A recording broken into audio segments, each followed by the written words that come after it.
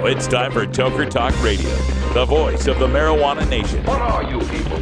On dope? Where you can toke. I inhale frequently. Or you can talk. I experimented with marijuana and didn't inhale. Or you can toke and talk. 10 federal criminal penalties for possession of up to 1 ounce of marijuana. While we talk about toke on Toker Talk Radio. So, by the way, when it comes to pot, if you're 40 years old, you live in a log cabin in Oregon, you got 12 giant pot plants in your backyard, have a ball. Live from beautiful Portland, Oregon at Rolla J Studios.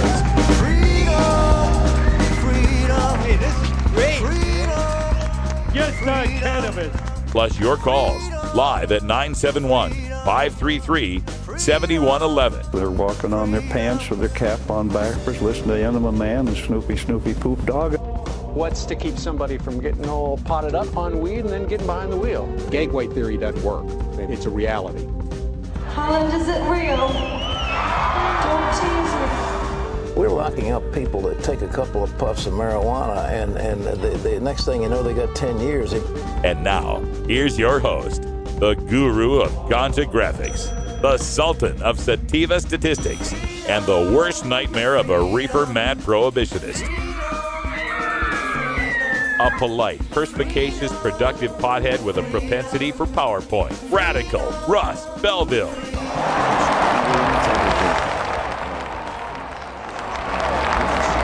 Welcome, Tokers and Tokettes. Radical Russ here. Rolla J Studios in beautiful Portland, Oregon. And we are so excited to be back from the High Times Cannabis Cup. We're down there. Herb and I did a road trip all the way down to California for the High Times Cannabis Cup. Good time was had by all. And I made a little media splash while I was there. Check it out. Longtime cannabis activist Russ Belville couldn't be more definitive in delivering his marijuana legalization State of the Union Saturday. After his address at the Cannabis Cup, Belville said the State of the Union is stronger than it's ever been. The marijuana trade show is expected to draw 16,000 people to the Cow Palace in Daly City through Sunday. There is much to bring a smile to the cannabis supporters. And there you go. That's the intro from the video piece on the San Francisco Chronicle's website. And it also appeared in their print edition of the Sunday San Francisco Chronicle. Page A14, discussing the Cannabis Cup, actually opened up. I'll just read you the first two paragraphs. Longtime cannabis activist Russ Belville couldn't be more definitive in delivering his marijuana legalization State of the Union Saturday. Quote, "The State of the Union is stronger than it's ever been," end quote, Belville said after giving his address at the Cannabis Cup, the marijuana trade show that is expected to draw 16,000 people to the Cow Palace in Daly City through Sunday. Unlike the president's address delivered annually in Washington, Belville began his by welcoming, quote, "the tokers, tokettes, and non-toking lovers of liberty," end quote. Yeah, and you'll get to hear that presentation. It was the first presentation of the day, and the reporter was Joe Garofoli with the San Francisco Chronicle.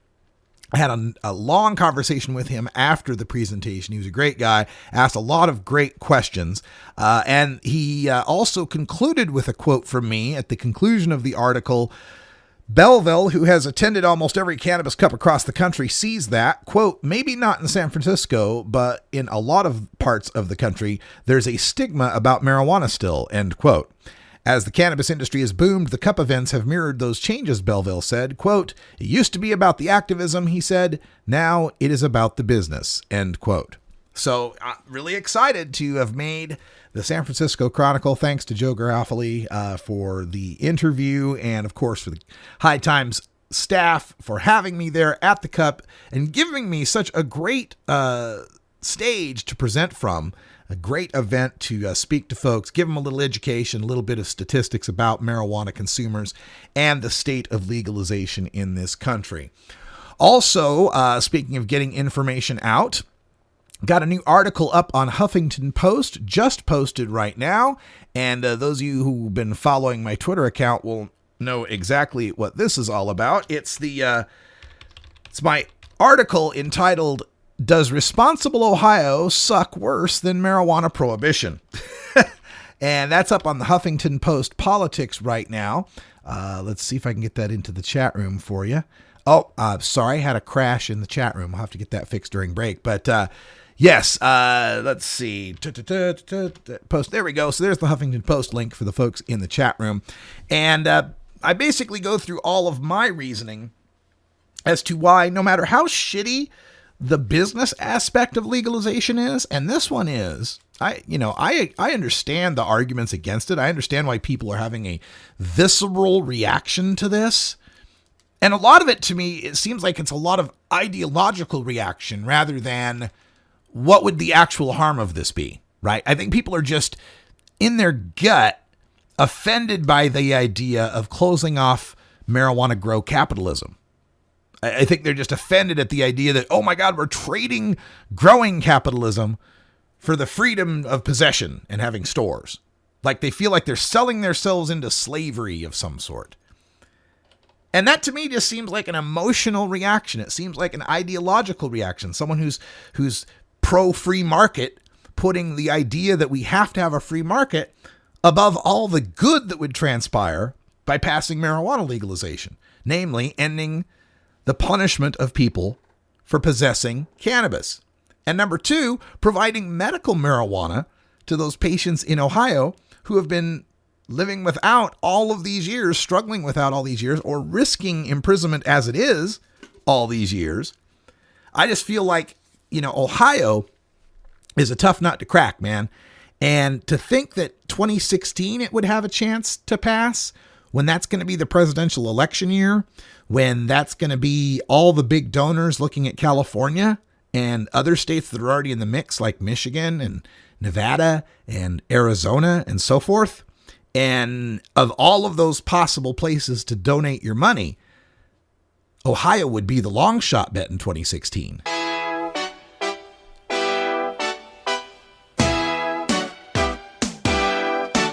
Continue the conversation with Radical Russ online. Visit radicalruss.com and email radicalruss@gmail.com. But I tell you what, for all the people who hate Responsible Ohio, and I understand why you do, I'm not going to argue with you anymore on Twitter or Facebook.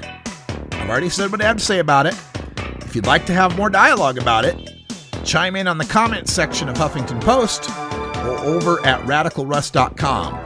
So at least for all of the abuse and time I spend defending legalization, I can at least get some hit count for it.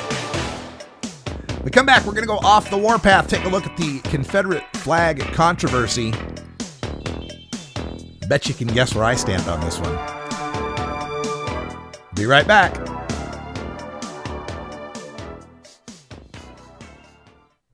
.420 Radio, fighting prohibition since 2012. Hey, this is Willie Nelson for NORML. And I smoke pot and I like it a lot. I learned a long time ago that marijuana is a lot safer than alcohol. There's nothing wrong with the responsible use of marijuana by adults. It's time we stopped arresting and started respecting those who smoke marijuana responsibly. To learn what you can do to help, contact NORML at NORML.org or call toll-free 888-67-NORMAL. Connect with 420radio.org through social media, on Twitter at 420radio.org, and our Facebook page at 420radio.org. Follow us and like us today. You'll be glad you did. 420 Radio is brought to you by Sacred Serum, who is focused on creating elegant and sophisticated cannabis solutions through its line of dispensers and vaporizers that come preloaded with the world's finest cannabis concentrate. Sacred Serum's concentrate is made on pharmaceutical-grade supercritical CO2 extraction machines that use absolutely no butane or other toxic chemicals. The Vesica, the company's innovative new way to dab and frost, is now available in dispensaries across California. Sacred Serum, elegance and sophistication concentrated.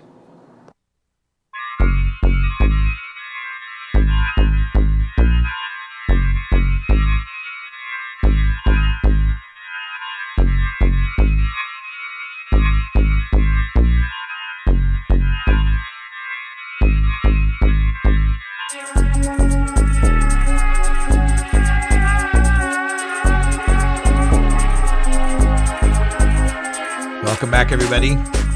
That's music from Wagon Christ. The track is entitled Workout. Be a good workout track, I suppose. All right, we're going to take a break from the war on drugs for this next segment. As I like to do from time to time, we go off the warpath, and that just means we talk about something other than the war on drugs. And today in Off the Warpath, I want to address the horrific shooting that took place in Charleston, South Carolina at the Emmanuel AME Church, historic black church in South Carolina, in Charleston. And of course, let's keep in mind that, we also have recently had to deal with the police shooting of an unarmed black man who was running away, who was gunned down, shot in the back in that area as well. So all of these incidents are kind of starting to pile up, and this has led to a controversy. Now, the shooter, Dylan Roth is his name, and everyone's calling him Dylan Roof, but if you've looked at some of the news reports a little deeper, you'll see that they've indicated that it rhymes with cough. So his name's Dylan Roth. Pictured wearing a jacket with the Rhodesian flag, the South African flag, both flags of apartheid white supremacist regimes, well-known symbols in the Aryan power community, whatever you want to call it, white power community. And also his appropriation of the Confederate flag, his use and display of the Confederate flag. And that's where we go off the warpath today, is addressing this symbol, the Confederate flag. And it's tough for me addressing it because I'm from the Pacific Northwest, but it is not that far from what I have to understand, because the Pacific Northwest, and particularly northern Idaho, I'm originally from Idaho, was well known for having an Aryan Nations compound up there in the northern panhandle, and being known somewhat as, being a racist state and not very diverse. And so we would see from time to time, even down south in Boise, where I was at, Confederate flags on people's trucks and such. And I just don't understand. I don't want to just dismiss it by saying take the racism out of it, because it is about the racism, obviously, right?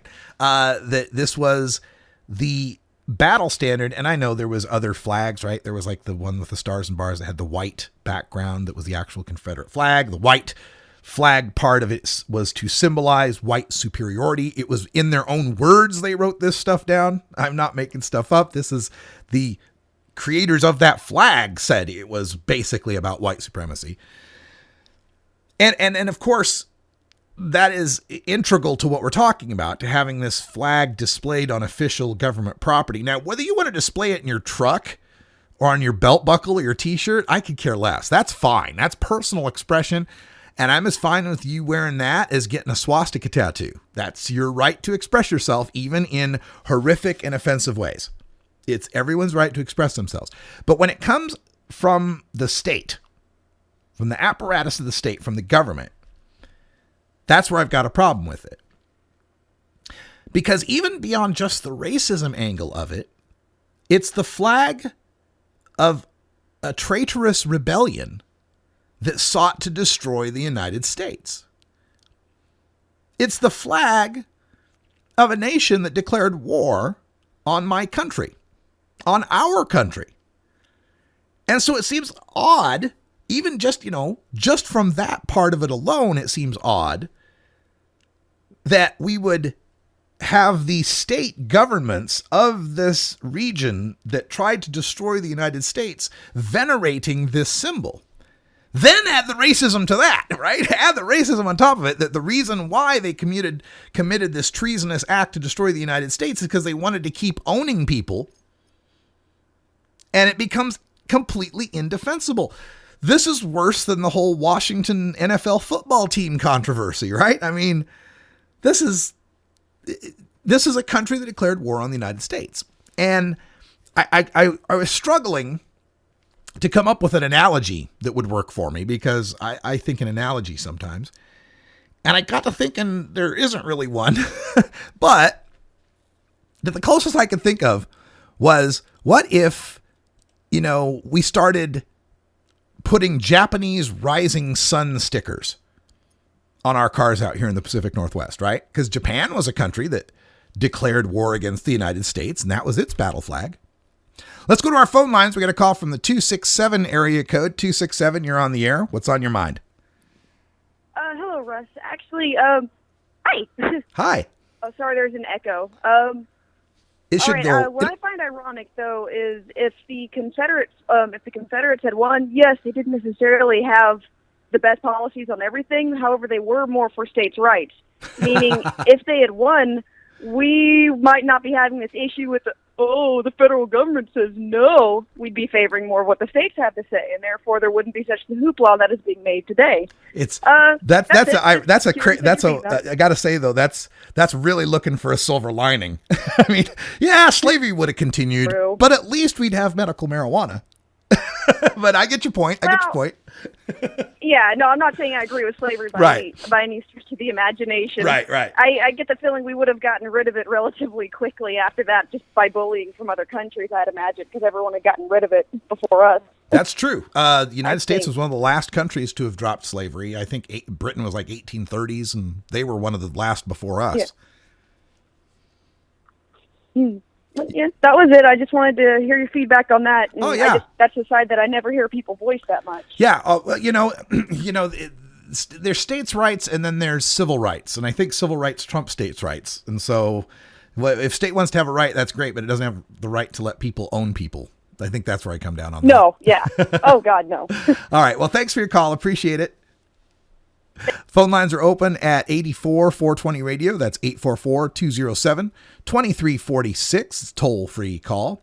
And I hear people making their defenses. It's heritage, not hate. It just represents the South. And there is an interesting dynamic in how the South went to war with the United States when you consider that at the time of the Civil War, only 1.6% of Southerners owned slaves, right?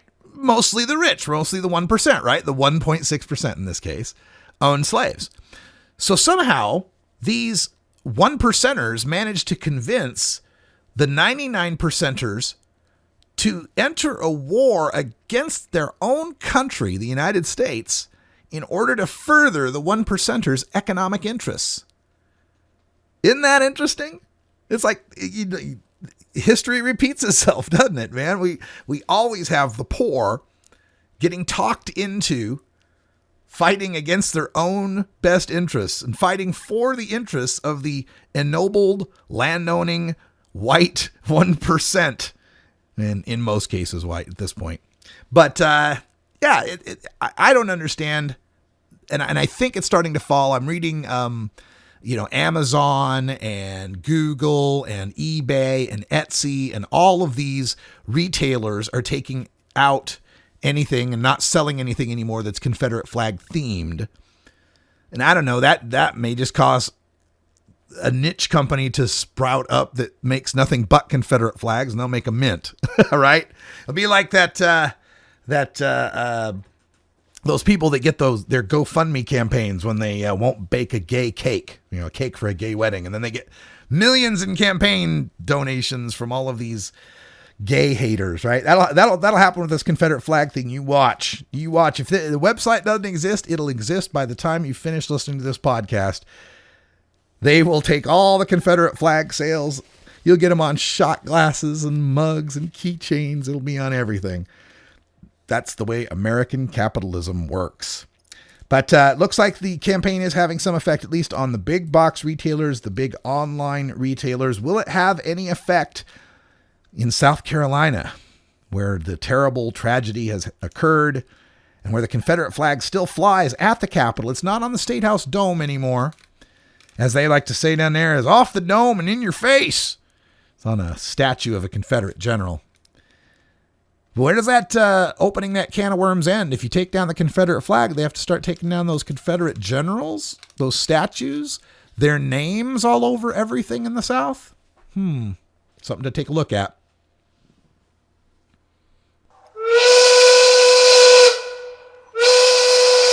Well, excuse me! Well, that's it. That's all the off the warpath for today. Enough talking about the Confederate flag. When we come back, we've got Electric Tuesday. Electric Bob calling in with some new electronic music. The track is called Spooked. We'll get to listen to that. And then the second half hour, more on the marijuana news of the day, including the dangerous dabbing trend and pot for veterans. All when we come back. 420 Radio, your ticket to the Boston Freedom Rally. Oregon has joined Washington and Colorado in legalizing marijuana. We're Portland NORML, the national organization for the reform of marijuana laws chapter in Portland, Oregon. Join us as we celebrate the launch of an exciting new era in marijuana freedom in Oregon. Our job has just begun. Powerful interests want to white out the most important portions of Oregon's legalization law. By joining Portland NORML, you add your voice to the thousands who voted for Measure 91 and want it to be implemented as written. The people have spoken. Now it is time for the legislature to obey the will of the people. Find out more about Portland NORML at portlandnormal.org. Attend our monthly membership meetings on the fourth Saturday of the month. See our website for more details. Portland NORML, ensuring responsible adult marijuana consumers are afforded the same rights, privileges, and responsibilities as beer drinkers. There's so much I worry about as a mom. Stephen Harper thinks that organized crime should continue to profit from marijuana prohibition.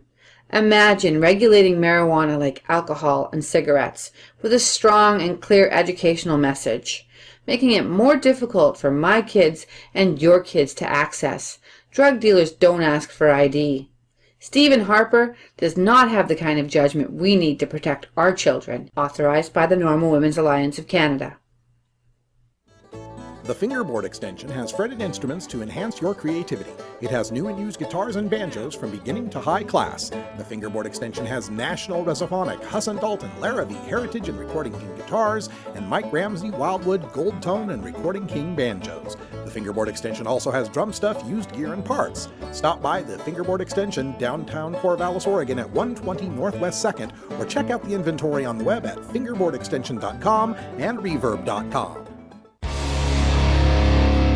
This is Radical Russ encouraging you to take a look at the Weed Blog every day. Johnny Green and the staff at the Weed Blog are on top of all the latest developments in the fight to end marijuana prohibition nationwide. You can even get the Weed Blog on your smartphone by installing the Weed Blog app for iPhone and Android. If it's about weed, it's on the Weed Blog, including my original writing. So don't delay, read the Weed Blog today.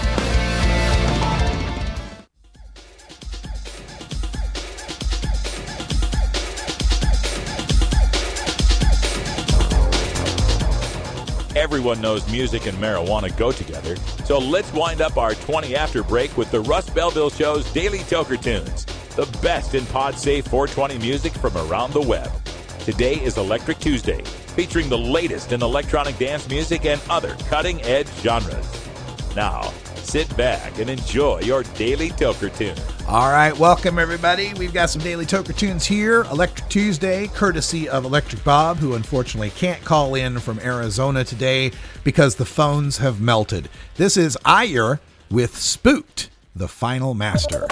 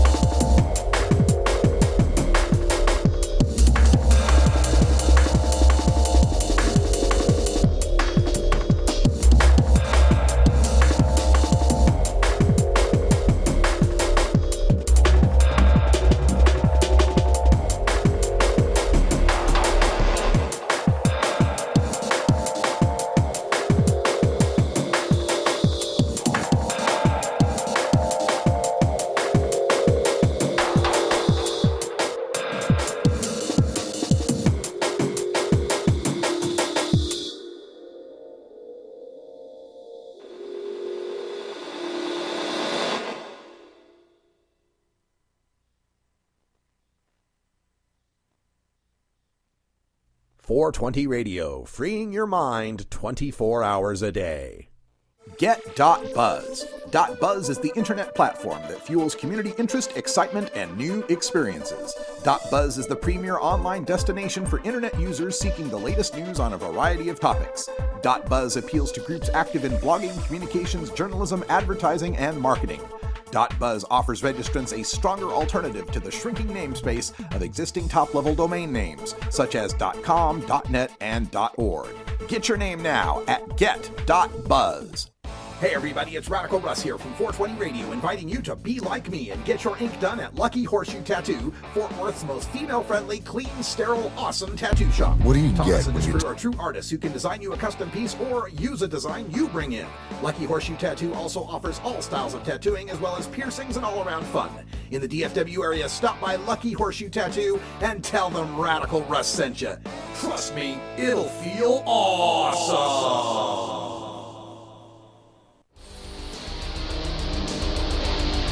Hey, I'm Herb Thrasher, host of Herb Thrasher Flower Hour, live every Friday night at 8 Pacific. Tune in for 2 hours of metal marijuana mayhem featuring exclusive interviews with the latest bands, highlights of live shows, and the latest in marijuana news. It's the Herb Thrasher Flower Hour, Friday nights at 8 p.m. at 420 Radio, or catch the replay on Saturday nights. Growing plants indoors can be a rewarding hobby, but electricity bills can go through the roof. Then you have to cool down all those big hot lights. It can drive a grower insane. With Lush LED lighting, you can solve many of these issues and double your rewards. Matt and his scientists have developed the perfect light for flowering plants with far less cost and heat. And the results? Very effective. Check out lushledlighting.com right now and tell them Radical Russ sent you.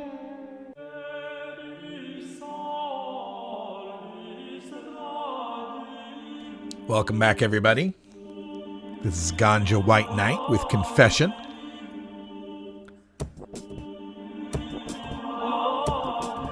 You're listening to Toker Talk Radio on 420radio.org. Just quick update on the Confederate flag issue.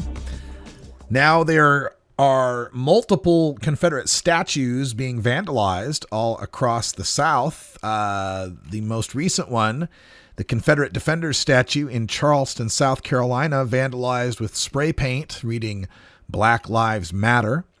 And a second Confederate monument was discovered defaced Tuesday. This is the John C. Calhoun statue with the name Calhoun followed, which is on the statue itself, followed by a comma and the word racist. And more of these defacings happening all across the country. In Baltimore, same words were done in yellow paint over an etched message on a statue for the Maryland Daughters of the Confederacy. In Texas, Austin American Statesman reports that several statues at the University of Texas have been defaced with the words Black Lives Matter, the Jefferson Davis statue, and two others. And this is taking this is really catching people's thoughts and imagination here. A big battle over the Confederate flag symbol. We'll follow up on that as more of this becomes available. All right, as I mentioned, my piece on Responsible Ohio has been placed up on the Huffington Post politics page. Would encourage you, if you check that out, leave a comment. Let them know you appreciate this reporting. And the title is, Does Responsible Ohio Suck Worse Than Marijuana Prohibition? And as I point out at the end, the passage of Responsible Ohio would create legalized marijuana possession equal to Colorado, Washington, Oregon, and Alaska. It would create legalized home grow, unlike Washington, equal to Oregon, less than Colorado and Alaska, but with a licensing provision. It would create legalized home possession, greater than Washington, equal to Oregon, and less than Colorado and Alaska, but with a licensing provision. It would create legalized extract possession, greater than Washington and equal to Oregon, Colorado, and Alaska. It would end the use of drug dogs for cannabis and eliminate most probable cause to harass consumers and growers, just like Washington, Colorado, Oregon, and Alaska. It would create legal retail shops for the purchase of cannabis, extracts, edibles, and tinctures, just like Washington, Colorado, Oregon, and Alaska. It would create business opportunities to run a retail shop, a processing facility, or a testing facility with fees greater than Oregon, Alaska, and Washington, and somewhat similar to Colorado. It would create a medical marijuana program with more qualifying conditions than Washington, Oregon, Colorado, and Alaska, with greater cultivation allowances than Colorado and Washington, and greater home possession allowances than Washington and Alaska, and equal to Oregon. It would leave intact a system to criminally punish illegal growers who sell that is no worse than the situation now, and enormously better from the perspective of hiding one's illegal activity. And this is just, there's so many people that are longtime marijuana reformers who are against this thing. And I can say the same thing about I-502 in Washington State. There was longtime marijuana reformers who were against that thing. And I can say the same thing about Prop 19 in California in 2010. There were longtime marijuana reformers against that thing. But in every case so far, I do not see where their predictions of doom and gloom are any worse than what exists right now. You don't get to vote between the legalization you want and the legalization you're getting. You get to vote between the legalization you're getting and the prohibition you have. This and to me, this is an effect of the fact that few of us get busted for weed. The Rand Corporation did some study, Kevin Sabet likes to quote it all the time, that says you have to smoke an average of 12,000 joints before you get caught. Now that's on average. That's not if you're black, right? It's just on average. If you're black, it's probably far fewer joints.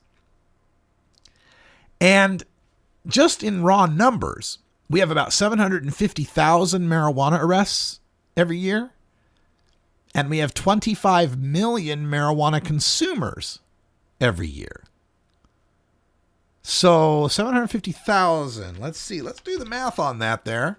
750,000 marijuana consumers divided by, or 750,000 marijuana arrests divided by 25 million consumers is about a 3% chance. 3% of the people who use marijuana this year will be arrested. So you got about a 1 in 33 shot.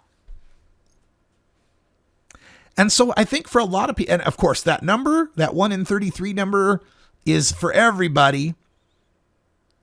If you're a white guy smoking weed, the number is probably much greater. 1 in 50, 1 in 60, 1 in 80, who knows? So I think there's an element to this of people that have this attitude of, well, we don't have to take this legalization. We'll take the next one that comes along. This one's not quite good enough, because most of them aren't having any significant impact from the prohibition right now. Most of them don't face any significant impact because most of them don't get busted. 32 out of 33 people aren't going to get busted this year. And then the other argument that comes back is, well, Ohio's decriminalized up to 100 grams.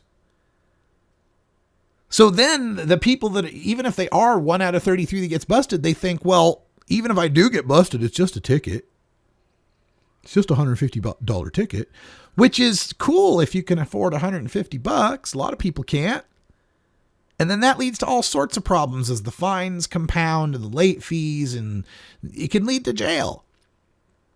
And even if it doesn't, as we've discovered, this minor misdemeanor in Ohio is kind of like sort of decrim in that you don't get arrested for it, but it's the kind of thing that can show up on your record and can show up in background checks. And I just have this feeling that there's so many people that, they don't see any risk in keeping the prohibition they have.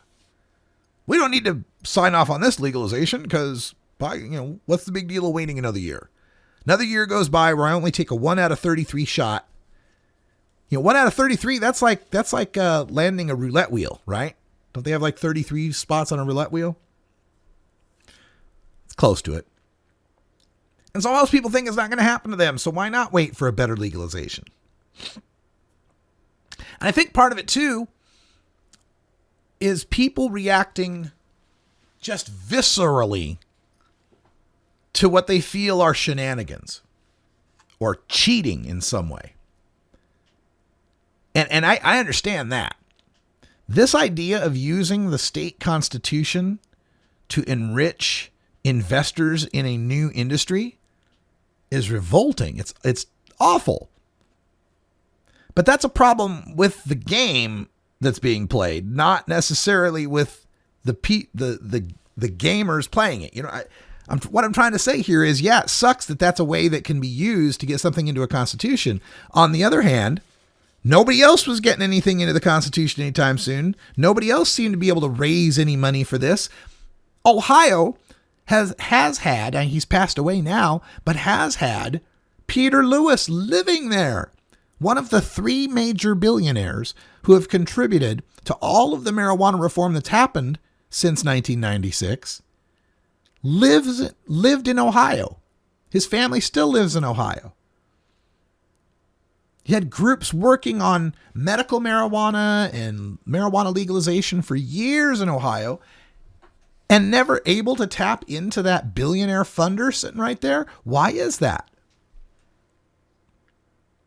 Maybe because there was no seriously realistic shot of passing anything.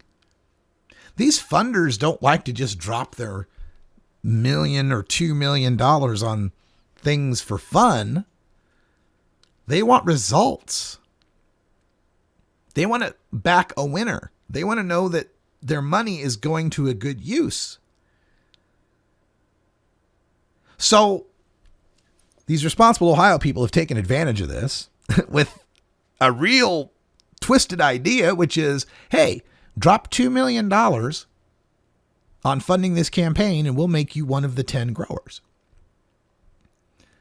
The fact that the Ohio Constitution allows you to do something like that is kind of troublesome, but the fact that it's being done to the benefit of legalization makes me happy. I'm happy to see that we're going to end this tool of prohibition policing. How much marijuana leads to other arrests, leads to other harassment in Ohio and everywhere else. And we have a chance to end that. But I think people just viscerally react to the idea that 10 guys are going to get rich. But strangely enough, there was no such visceral reaction to only electing to have 2 licensees in Minnesota for medical marijuana. Or 6 in New Jersey or however many it is. Nobody ever called it oligopoly. Nobody ever called it cornering the market or a few rich people getting richer when it was that.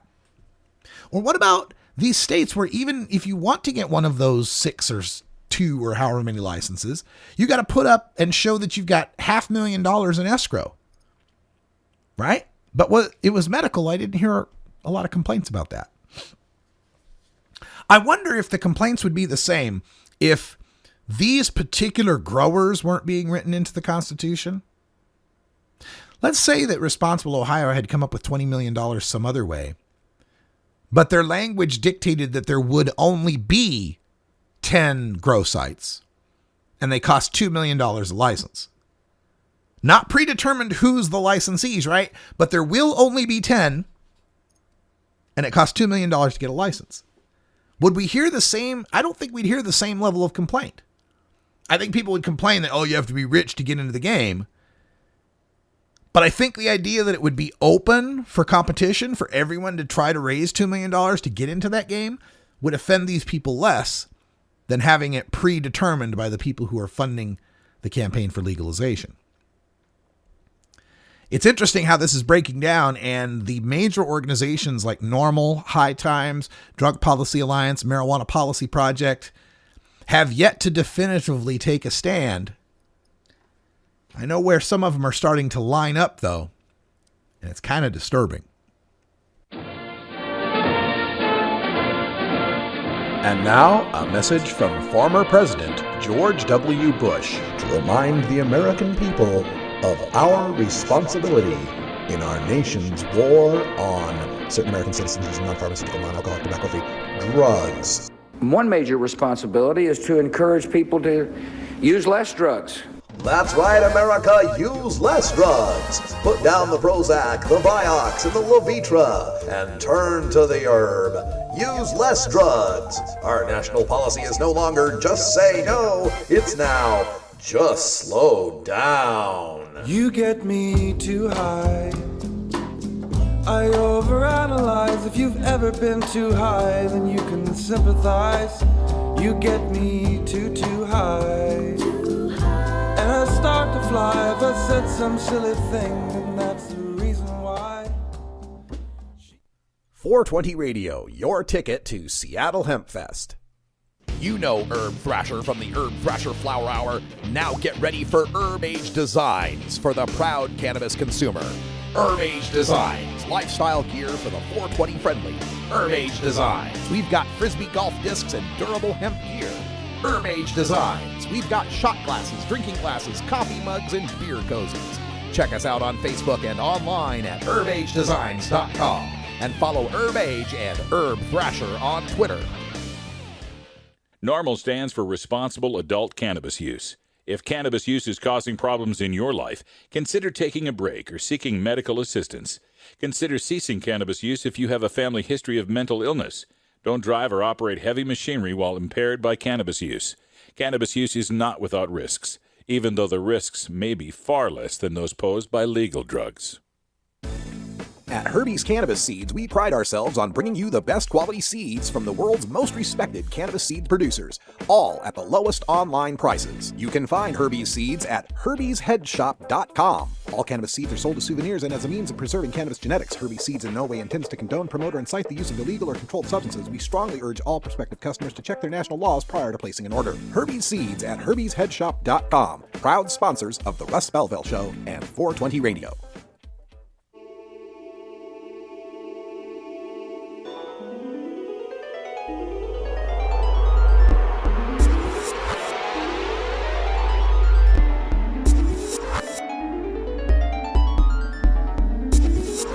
Welcome back, everybody. That's music from Mind Movie. It's called Sophisticated.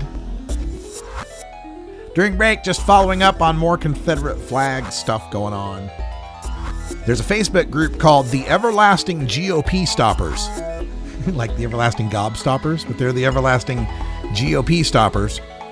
They have organized a protest in your city or town called National Burn the Confederate Flag Day this Saturday. And so far has 9,321 people who have joined it. So, interesting. All right, you can find them on the Everlasting GOP Stoppers, the Everlasting GOP Stoppers on Facebook. Interesting stuff. Cute story coming out of Pacific Northwest here, or actually out of Colorado, this side of Durango, where a veterans group had a sign up that said, all donations welcome. So disabled American veterans volunteer Bob Collette received the surprise when he visited a business in Durango and received 2 quarter-ounce containers of marijuana worth approximately $100. The unusual donation left the organization scrambling to figure out what to do with it. Collette said the group hoped to raffle the pot off, but found out that it was not permissible. Collette said he will return the donation to the shop where it will be destroyed. What? Hey, they gave you that marijuana so you could give it to some veterans. You're in Colorado. It's legal for adults to exchange marijuana and share it with one another so long as they are not paying to do so. So yeah, you can't raffle it off, but you can give it away. You don't have to have it back to the store where it will be destroyed. Yeah, in a series of small, controlled fires. Man, it's an interesting time to be alive, because I know in 30 years, I'll be able to be an old man and look back at this and tell the youngins about when we were all so freaked out about weed. Oh, my goodness.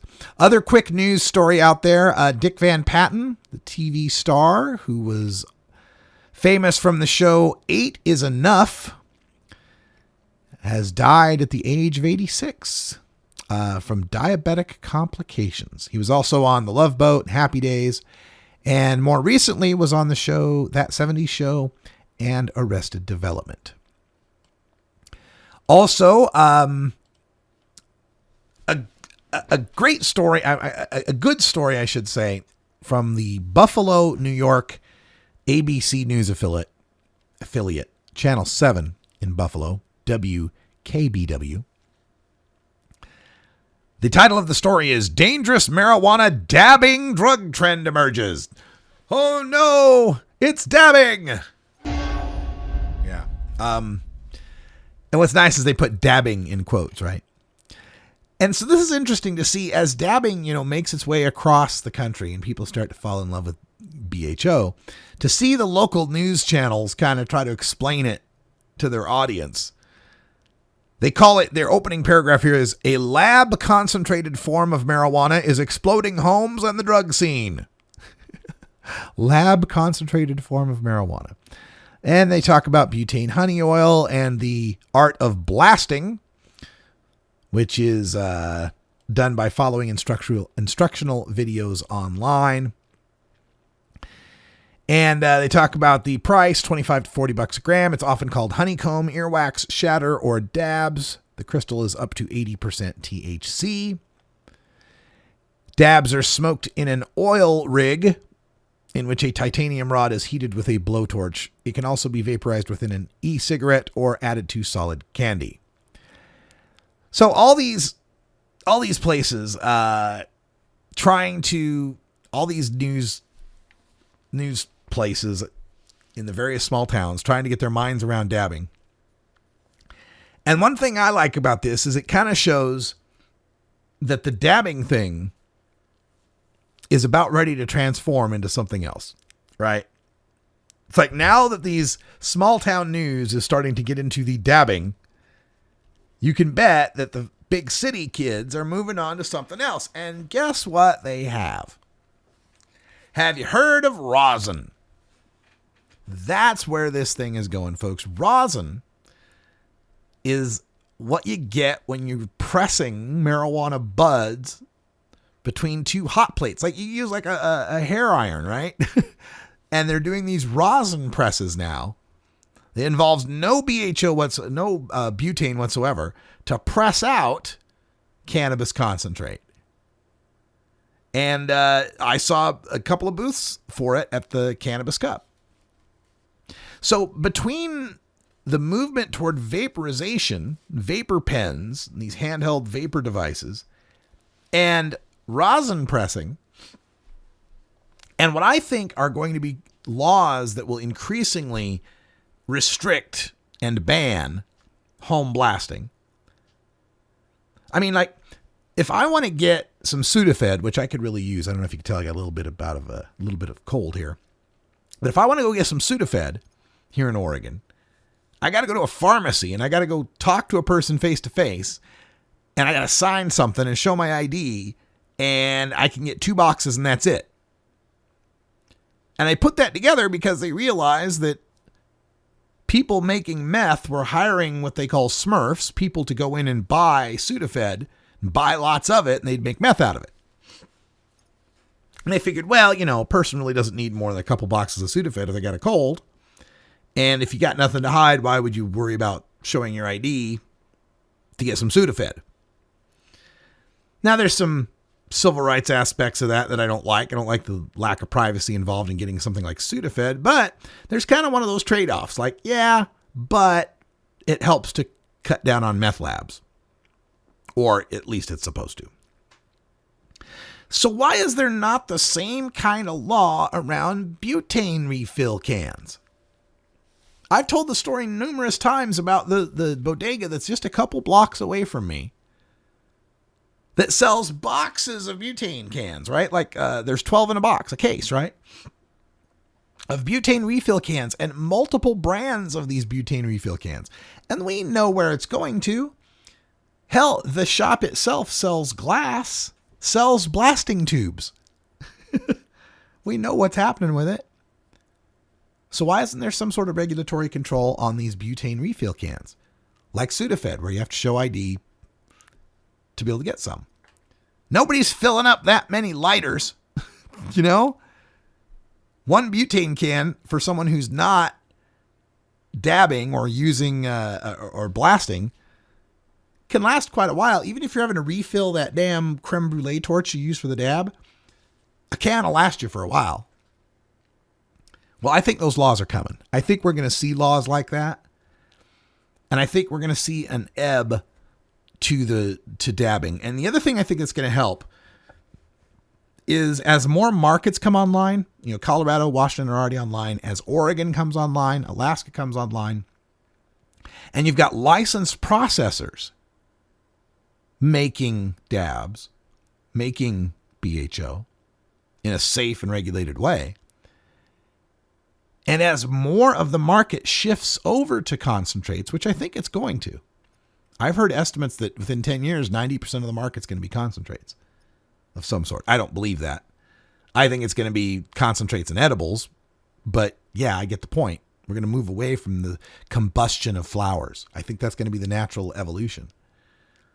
I think someday I'll be smoking a joint with Herb. We'll be in our 70s and we'll be looked at as old geezers. Can you believe those geezers actually smoke? Ooh.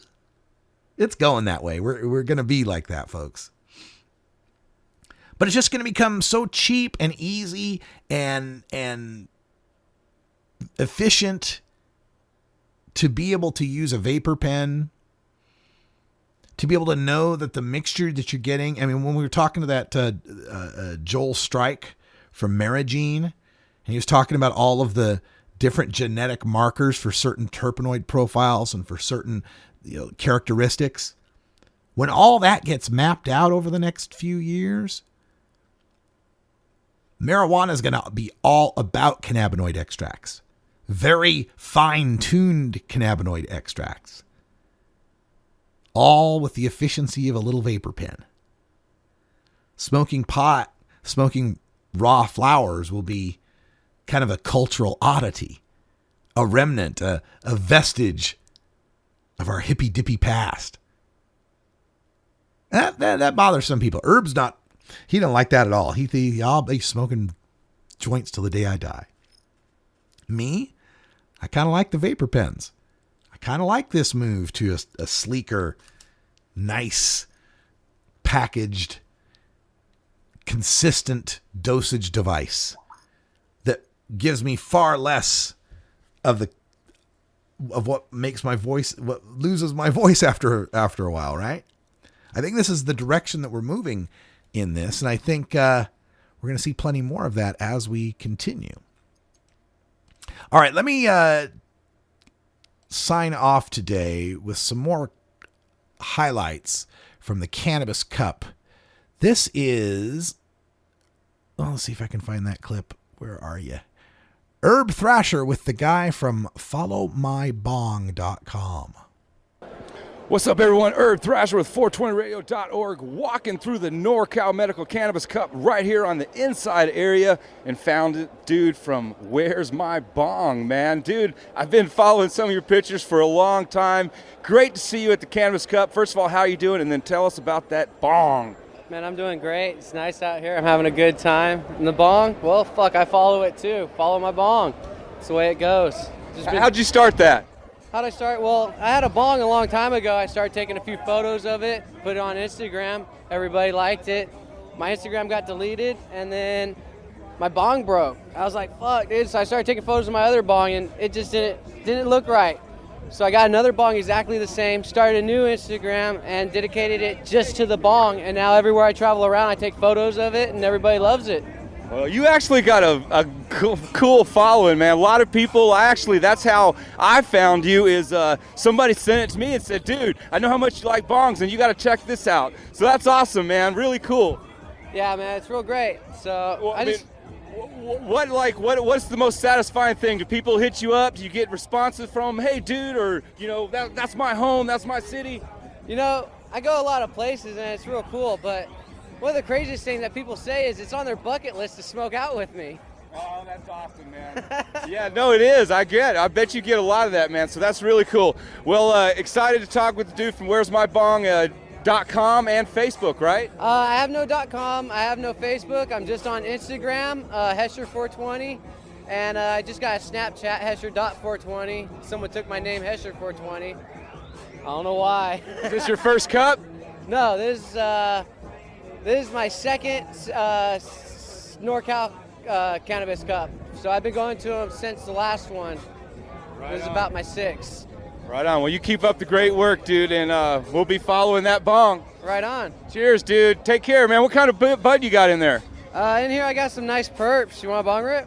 Let's do a bong rip, man. I'm gonna do a bong rip with this is awesome. This is like a bucket list thing. Dude, you're a badass. Herb had so much fun at the Cannabis Cup. We've got more of his walkabouts with various vendors. I got to chop them up. He did just big long files, so I got to chop up the various reports that he did. We'll have those. We'll play them from time to time here over the next few days. On Friday, there will be no live show, but I will be playing my entire presentation on the legalization State of the Union, followed by the entire presentation on the Reform CA panel on how to legalize marijuana in California for 2016. We will be attending the funeral and the services for Larry Kirk, LK, longtime cannabis activist here in Oregon, who passed away last week. And so I got to take Friday off to attend to all of that. Pay my respects. For everyone here at Roller J Studios, I'm Radical Russ. Thanks for joining us. Until next time, take care.